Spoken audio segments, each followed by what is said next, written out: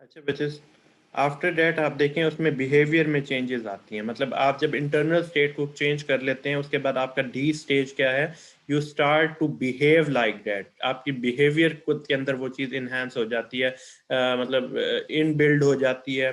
आपको पता चल जाता है कि नहीं, ये बात जो हमने पहले कही थी और अब जो हम कर रहे हैं इसमें फ़र्क आना चाहिए। अगर हमने सोचा है कि हमने कंपेटिटिव एग्जामिनेशन देना है, सीएसएस का पेपर देना है, हम उसी लिहाज से बिहेव करेंगे।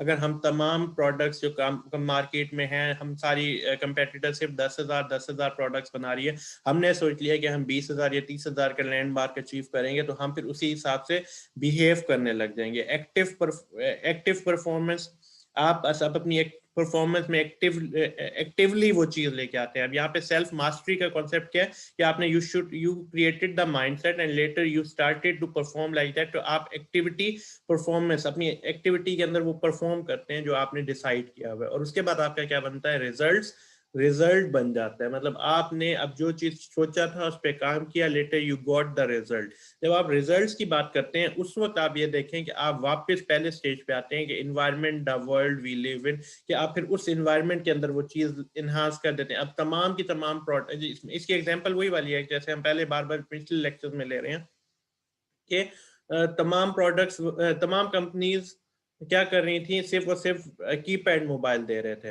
लेकिन अब उन्होंने क्या किया कि टच स्क्रीन मोबाइल्स के ऊपर आ गए, फिर एंड्रॉयड टेक्नोलॉजी पे आ गए। अब तमाम लोग उस एनवायरनमेंट का पार्ट बन गए। अब कोई ऐसी कंपनी शायद ही हो जो कि सिर्फ उस तक प्रोडक्ट जो कि मतलब एंड्रॉयड टेक्नोलॉजी के ऊपर काम ना कर रही हो, लेकिन बाकी सारे जो है ना अपने इन्वायरमेंट के अंदर वो चीज सबने अडॉप्ट कर लिया। अब इसके बाद क्या इनोवेशन आती है, या जो हमने दूसरी एग्जांपल डिस्कस की थी कि all the banks were providing the cash facility till 5 o'clock, लेकिन 5 बजे के बाद किसी एक बैंक ने स्टार्ट किया एटीएम मशीन, उसके बाद तमाम लोगों ने अब कर दिया। अब तमाम लोगों के लिए जो हमने इन्वायरमेंट का वो पार्ट बन गया। अब इसके आगे इन्हांसमेंट आएगी। अब किसी जो कहेगा कि नहीं, मैं इन तमाम चीजों से हट के मैंने कुछ और इसमें इनोवेशन लाना है, तो उसने क्या सोचा, उसने कहा कि मोबाइल बैंकिंग, मोबाइल घर पे है, वो एटीएम मशीन तो बैंक के अंदर पड़ी हुई है, लेकिन मोबाइल तमाम लोगों के घर पे पड़े हुए हैं। तो घर में बैठे बैठे आप स्टार्ट करेंगे एक्टिविटी, या एक्टिविटी आप चला सकते हैं। तो अब ये क्या है, ये उसका यूं समझें कि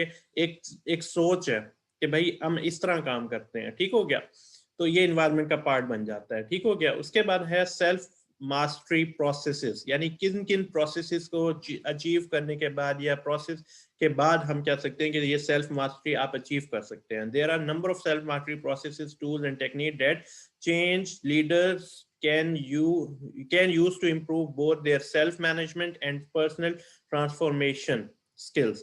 These include, अभी इसमें पहले क्या है, ब्रीथिंग टेक्निक। किस तरह से आप अब उस इन्वायरमेंट के अंदर अपनी सांस ले रहे हैं, मतलब आप किस तरह से उसमें सरवाइव कर रहे हैं, आपने अपना वे ऑफ सर्वाइवल क्या रखा है, आप उसमें वे ऑफ सस्टेनेबिलिटी क्या है। ठीक है, body awareness and relaxation techniques. अब आपने अपने दिमाग को, या अपने इंडिविजुअल जो लीडर है उसने अपने आप को बताया कि नहीं, I am not going to survive, I am surviving but I will not going to remain in this condition. मैं सिर्फ इसी कंडीशन में नहीं रहूंगा, मैंने अपने लिए एक कोई अचीव करना है लाइफ के अंदर, मैंने कुछ बेहतर चीज की तरफ जाना है, तो वो उसकी तरफ चला जाता है। ठीक है, mental rehearsal tools including visualisation and information. अब यहाँ पे मेंटल रिहर्सल टूल क्या होता है कि मुझे क्या क्या करूंगा तो मुझे क्या क्या अचीव होगा। मतलब यहाँ पे वो ये कंडीशन लेके आता है कि आगे हमने आगे अचीव क्या करना है, हमने क्या करके आना है, हमने किस ट्रॉमा के अंदर जाना है। मतलब एक एक वो अपनी एक आपको एक अपनी एक्सरसाइज कर रहा होता है अपनी एक्टिविटी की, कि किस तरह मैंने वो चीज क्या करनी है, अचीव करनी है। उसके बाद क्या है, इमोशनल रिलीज टेक्निक। अब क्या किया, इमोशनली वो से अटैच हुआ, he was not ready to perform that thing without any sort of without any sort of practical activity. मतलब उसने प्रैक्टिकली चीजों को सिर्फ छोड़ा नहीं, मतलब प्रैक्टिकल चीजों को नहीं छोड़ा, प्रैक्टिकली चीजों को करता रहा। जब उसने माइंडसेट क्रिएट कर लिया उसके बाद उसने प्रैक्टिकली चीजें स्टार्ट की। जब उसने प्रैक्टिकली चीजें स्टार्ट की तो वो अपने अंदर से इमोशनली रिलीज की टेक्निक है, भाई अब मैंने इसे अचीव करना है क्योंकि मैं प्रैक्टिकली अब इस पे चल पड़ा हूँ। तो हमने अब क्या करना है कि यहाँ पे अपनी परफॉर्मेंस में वो चीज लेके आने हैं जिसके बाद हमें वो रिजल्ट्स मिलेंगे that we are waiting for. ठीक हो गया। सेल्फ मिस्ट्री प्रोसेस में उसके बाद है फोकसिंग टेक्निक। अब फोकसिंग टेक्निक में क्या है, he started to focus on the thing. सिर्फ दिमाग में सोचना या प्रैक्टिकल चीजों को स्टार्ट करने सिर्फ जरूरी नहीं है, फोकस में होता है कि फिर आप बाकी चीजों को भी ध्यान से लेके चल रहे होते हैं। अगर आपने प्रोडक्ट स्टार्ट कर दिया, आप फिर मटेरियल को भी देखेंगे, लेबर को भी देखेंगे, मैन्युफैक्चरिंग ओवरहेड को भी देखेंगे, आप बाकी जो जो चीजें रिक्वायरमेंट्स हैं, मशीन को चेक करेंगे कि क्या इस मशीन में इतनी कैपेसिटी है कि तमाम जो लोग सिर्फ 10-10 हज़ार की प्रोडक्शन कर रहे हैं, मैं 20,000 30,000 की प्रोडक्शन की तरफ मूव करूं। ये चीजें बड़ी मैटर करती हैं। जब तक आप इन चीजों का ध्यान नहीं रखेंगे और सिर्फ मेंटली तौर पर या दिमागी तौर पर एक चीज आइडिया क्रिएट कर लेंगे मैंने ये अचीव करना है, फोकस के बगैर आप कोई चीज अचीव नहीं कर सकेंगे। बिहेवियर पैटर्न रीप्रोग्रामिंग, अपने बिहेवियर में तब्दीली लेके आएंगे। तमाम लेबर को कहेंगे कि सर आपने ये जो प्रोडक्शन कर रहे थे 10,000 की थी, अब आपने इतने बजे से इतने बजे तक और काम करना है, इसकी चलो आपको इनिशिएटिव हम ये सॉरी इंसेंटिव हम ये देंगे कि आपको ओवर टाइम के लिए पे करेंगे। ठीक है। पर्सनल विजनरिंग visioning and purpose identification. Vision जो है ना पर्सनल विजन, वो बड़ा इंपॉर्टेंट है। जब आपने सोच लेना ना कि मैंने इस सीढ़ी की आखिरी सबसे ऊपर पहुंच जाना है, तो तब आपका विजन आपको हेल्प करता है। लेकिन जब आप पहले स्टेज पे सोचेंगे कि क्या मैं पहली सीढ़ी चढ़ रहा हूँ, तो you will not be able to achieve it. You have to decide, you have to create a mental visualization. Vision create करना है कि मैं जब वहां पहुंचूंगा I will be considered as a leader in the entire you may say in the entire locality. मुझे पूरी locality में मेरा नाम आ जाएगा कि मैं सबसे पहले उस चीज को अचीव कर गया हूँ।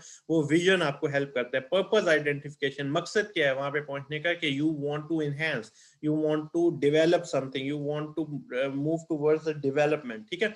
एनर्जी मैनेजमेंट, एनर्जी मैनेजमेंट क्या है कि आपने अपनी जो भी ताकत है उसे किस तरह मैनेज करना है। आपकी मशीनरी की कैपेसिटी 10,000 है, आपने उसे 30,000 तक कैसे लेके जाना है। अगर आपके पास नहीं है तो आपके रिसोर्सेज क्या है जिससे आप नई मशीनरी परचेज कर सकते हैं। आपको पता चला है कि सर हम 10,000 प्रोडक्शन कर रहे हैं but this machine can produce maximum 15,000 production, हम मैक्सिमम से 15,000 अचीव कर सकते हैं। It means you were performing under it, you were under performing in the past. यानी अगर आपको पता चल जाए कि आप 10,000 की प्रोडक्शन जो कर रहे हैं लेकिन मशीन की कैपेसिटी 15,000 तक है, तो इसका सिंपल सा मतलब ये है कि यू वर अंडर परफॉर्मिंग, आप अंडर परफॉर्म कर रहे थे। ठीक हो गया। उसके बाद क्या होता है कि आपको पता चल जाता है मैंने 30 की प्रोडक्शन करनी है तो 15,000 तो मुझे इसी मशीन से मिल जाएगा। अब आप कहते हैं कि नहीं मुझे नई मशीनरी की तरफ जाना है, तो नई मशीनरी के लिए मैं रिसोर्सेज चेक करूंगा मेरे पास कितना कैपिटल अवेलेबल है। ठीक है। डाइट एंड एक्सरसाइज, अब ये कुछ पर्सनली चीजों के ऊपर चल रहे हैं। यानी यहाँ पे उन्होंने कहा कि you have to create some, you if you want to excel in your own personality, तो उसमें आप कुछ पर्सनल एफर्ट्स कर रहे होते हैं। Values clarification, what the thing is more important and what the thing is less important for you. Value clarification is very much important. Core belief identification and behavioural style assessment, आपने अपने आप को belief create करना है कि क्या मैं ये चीज अचीव कर सकता हूँ। अगर वो बिलीफ आपके अंदर आ गया, आइडेंटिफाई कर लिया आपने उस बिलीफ को, then the things will be in a good, then the things will be smooth for you, आपके लिए वो चीजें आसान होने लग जाएंगी। ठीक है। बिहेवियरल स्टाइल असेसमेंट, आपका बिहेवियर क्या जो चीज आप अचीव करना चाह रहे हैं उसको सपोर्ट करता है। अगर तो हाँ फिर तो ठीक है, अगर नहीं करता तो what should you do in order to to make the things better. Better करने के लिए आपके पास क्या ऑप्शन है वो आप कंसीडर करेंगे। ठीक है। इसके बाद है awareness, the foundation of self mystery. जब आप रियलाइज कर लेते हैं, अवेयर हो जाते हैं कि यार मेरे अंदर इतनी कैपेसिटी है कि मैं वो चीज अचीव कर सकता हूँ but I am not doing that, तब आपकी self mystery foundation start. Foundation मतलब क्या होता है, the starting point, the initiating point, the triggering point, जहाँ पे आप ट्रिगर होते हैं, आप कहते हैं नहीं यार स्टार्ट करना है। जब आप अवेयरनेस आपको आ जाती है ना, आप इसकी आपको कोई आके बताता ना कि यार तुम्हें ना क्या कहते हैं, तुम्हारा क्या कहते हैं मैथ्स बड़ी अच्छी है, तुम इसके ऊपर अगर काम करो तो तुम इवन ये कि अक्सर लोग कहते हैं कि यार तुम्हारी इंग्लिश बड़ी अच्छी है तो तुम्हें इसके ऊपर फलां डिग्री कर लो, मान लो तो बड़ा आसान हो जाएगा ये कंप्लीट करना है, तुम तो आप स्टार्ट कर लेते हैं कि अच्छा मेरे अंदर ये है कैपेसिटी, फिर आप पता करते हैं कि यार उस अगर मैं उस डिग्री की तरफ मूव करूँ तो मुझे क्या क्या और करना पड़ेगा। तो ये अब अवेयरनेस आपकी फाउंडेशन ऑफ सेल्फ मास्टरी के ऊपर आपको लेके जाते हैं। Greater self mastery begin with becoming consciously aware of which of our was of being generate desired result and what which cause unwanted outcome। उन्होंने कहा कि हम desired result क्या चाहते हैं और क्या unwanted outcome आ रहे हैं, इसका जो है मैशअप है ना वो बड़ा इंपॉर्टेंट है। Change leaders who have this awareness are equipped to catch their self-limiting mental, emotional and behavioral pattern before they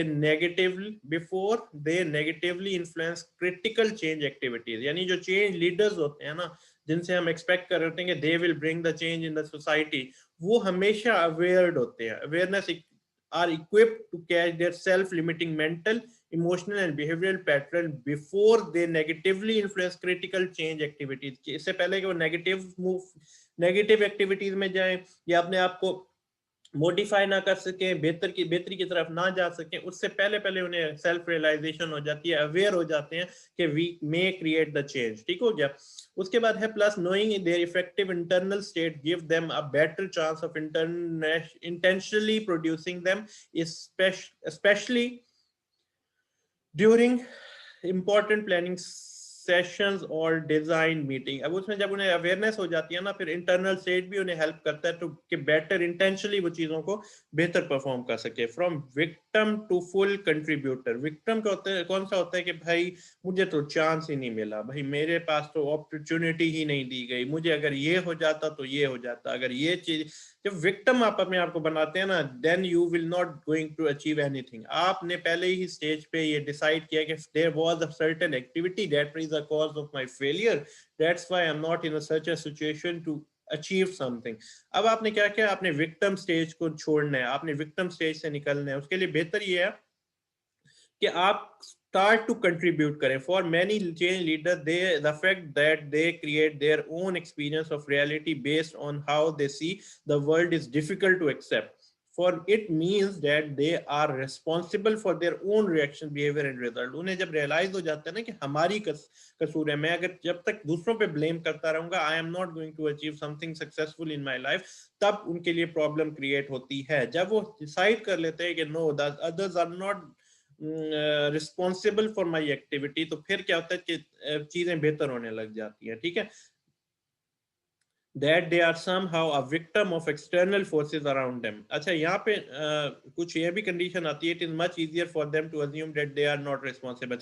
यहाँ पे कुछ होता है कि कुछ ऐसे चेंज लीडर्स होते हैं जिसमें वो जो ट्रिगरिंग पॉइंट है ना जिस हमने यहाँ पे बात की है, फाउंडेशन की बात की है, तो ट्रिगरिंग पॉइंट बहुत वीक होता है। वो कहते हैं कि नहीं यार बाहर जो बैरूनी फोर्सेस हैं वो मेरे लिए हेल्पफुल नहीं है, इस वजह से मैं कुछ अचीव नहीं कर सकता। तो that is not the ideal case, आप उसे से बेहतर नहीं कह सकते। ठीक है।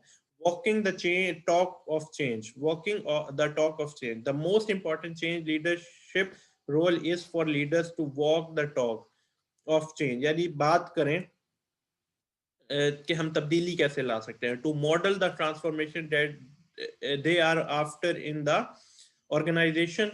मतलब उन्हें पता चल जाए कि क्या मॉडल ट्रांसफॉर्मेशन का है जिस पे ऑर्गेनाइजेशन को लाया जा सकता है। Leader saying one thing and doing another thing is a part of certain failure.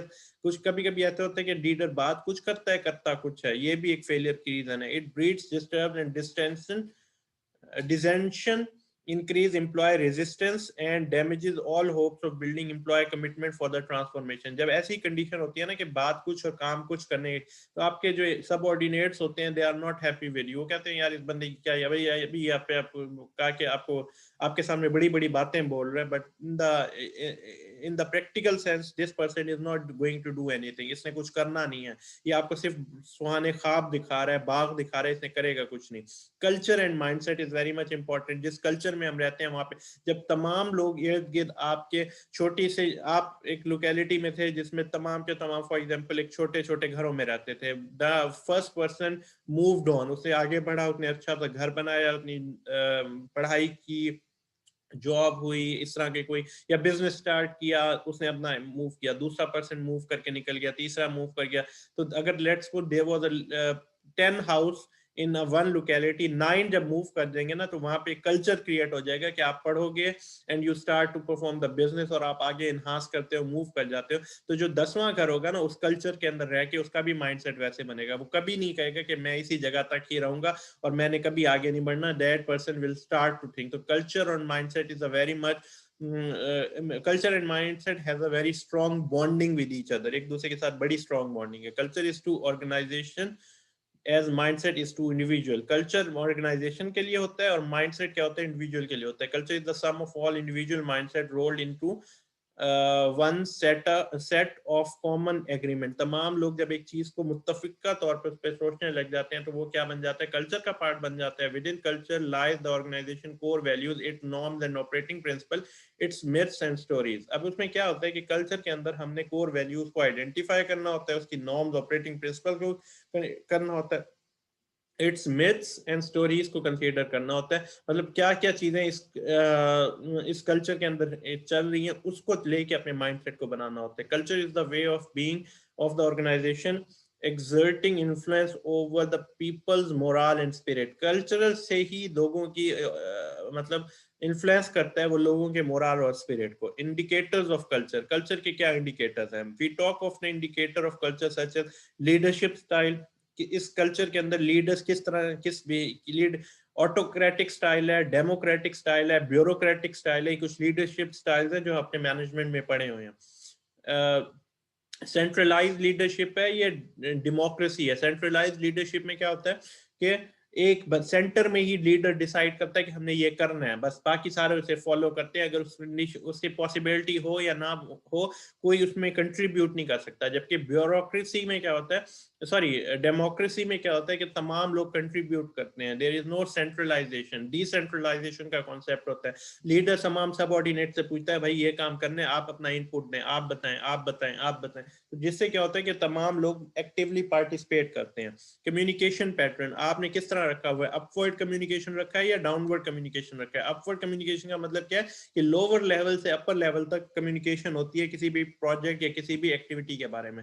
जबकि डाउनवर्ड कम्युनिकेशन में क्या है कि सिर्फ ऊपर से ही पैगाम आ जाता है, नीचे तमाम लोग उसे सिर्फ फॉलो करने लग जाते हैं। डिसीजन मेकिंग स्टाइल, क्या डिसीजन मेकिंग स्टाइल आप अडॉप्ट कर रहे हैं, जिसमें ये अब डिसीजन में यही है ना कि आपने उसके अंदर मशावरत की है कि नहीं की, you discuss the matter with your subordinates और नॉट। ये बड़ी इंपॉर्टेंट चीज है। यूज ऑफ इंफॉर्मेशन, इंफॉर्मेशन का किस तरह इस्तेमाल किया जाता है कल्चर में। हम इसमें जो हम एक कॉन्सेप्ट मार्केट एफिशिएंसी का हम पढ़ते हैं फाइनेंस के अंदर। मार्केट एफिशिएंसी के अंदर क्या होता है कि आपको मार्केट की हर चीज मालूम होती है कि मार्केट में क्या हो रहा है, तमाम शेयर्स की प्राइस आपको मालूम होती है। तब जब आप उस लिहाज से एक्टिविटी परफॉर्म करते हैं उसका रिजल्ट कुछ और होता है। Use of electronic communication as a vehicle for information sharing, decision making and relationship building. जब आप इलेक्ट्रॉनिक कम्युनिकेशन पैटर्न्स के ऊपर मूव करते हैं तो वो आपकी चीजों को बड़ा आसान कर देता है, बड़ी चीजों को मतलब जैसे इसमें अब मैं एग्जांपल दूं कि तमाम सबऑर्डिनेट्स को कुछ बात बतानी है तो आपने एक ईमेल की, तमाम लोगों के पास पहुंच गया। आपने एक व्हाट्सएप किया, तमाम लोगों के पास पहुंच गया। तो आप इस तरह के इलेक्ट्रॉनिक कम्युनिकेशन पैटर्न्स पे जाते हैं तो उसका क्या सबसे बड़ा बेनिफिट ये होता है कि आपका एक रिकॉर्ड रहता है, तमाम उस लोगों को उसके ऊपर मतलब तमाम लोगों को वो इंफॉर्मेशन ट्रांसफर हो जाती है। उसके बाद लेवल क्लासिफिकेशन एंड प्रिविलेजेस, किस लेवल पे क्या क्लासिफाई, आपने लोगों को किस तरह क्लासिफाई किया, क्या क्या मराद दे रहे हैं। Privileges means the benefits you are providing और incentive you are providing to your subordinate. Performance standards and expectation, क्या स्टैंडर्ड सेट किया आपने परफॉर्मेंस का, लोगों की उससे एक्सपेक्टेशंस क्या है। consequences of failure, failure के बाद क्या होगा, leader will take the responsibility और will blame the subordinate। that is very much important in a culture। जब तमाम लोगों को ये आइडिया हो जाए कि यार जब भी नुकसान होगा ना इसे हमारे ऊपर आ जाना है, हमारे ऊपर कसूरवार ठहरा देना, तब आपका जो है ना वे ऑफ डूइंग और इन्वॉल्वमेंट इन द एक्टिविटी कुछ और होगी। लेकिन जब आपको पता चल जाए कि हमें इस पे अगर हम अच्छा करेंगे तो हमें उसका रिवॉर्ड भी दिया जाएगा, ये बंदा सिर्फ अपने ऊपर फायदे या अपने ऊपर उसके जो है ना उसका क्रेडिट नहीं लेगा, तब आप उस टाइम फिर एक्टिव पार्टिसिपेट करते हो। आपको पता होता है कि यार मुझे इसमें इंसेंटिव मिल जाएगा, बोनस मिल जाएगा। तो ये बड़ी चीजें इंपॉर्टेंट मैटर करती हैं। स्पेस लेआउट, किस लिहाज से आप चीजों को लेआउट का मतलब क्या होता है, देखने का तरीकाकार, आपका चीजें किस तरह पड़ी हुई हैं, किस तरह उसकी शक्ल किस तरह नजर आने वाली है, लेआउट उसे कहते हैं। तो माइंडसेट में layout is very much important. Norms and behaviour, किस तरह के नॉर्म्स एंड बिहेवियर को हमने कंसीडर करना है। Stories, myths, tradition and rituals, ये अब कुछ होती है कि कुछ मिथ्स बनाई होती है कि जिसका जो है ना एक जैसे कि अपने एग्जांपल हम क्या वो करते हैं कि इफ यू शीशा टूट जाए तो आपका बुरा होता है, ये एक मिथ क्रिएट की हुई है। मिथ्स एंड स्टोरीज भी कुछ आपके कल्चर का पार्ट बन जाती हैं, आप उसे अगर उसे स्टीरियोटाइप बना देती हैं लोगों के माइंड को, तो ये बड़ी इंपॉर्टेंट चीज है जो आपको कंसीडर करनी चाहिए। Heroes and heroines and symbols, अच्छा हीरोइन हीरोइन में आपको क्या होता है कि कुछ लीडर्स आपके as a role model, as a जो है अपने मतलब एक इंस्पिरेशन के तौर पे आपके चल रहे होते हैं आपके लाइफ के अंदर, उनको कंसीडर करते हैं तो आपके लिए चीजें बेहतर होने लग जाती है। सिंबल, ब्रांड, लोगो, मोटो, लैंग्वेज और रिलिक्स क्या है वो बड़ी इंपॉर्टेंट है। That is the end of our today's discussion. Inshallah, we will continue our discussion in the next video. Till then, Allah Hafiz.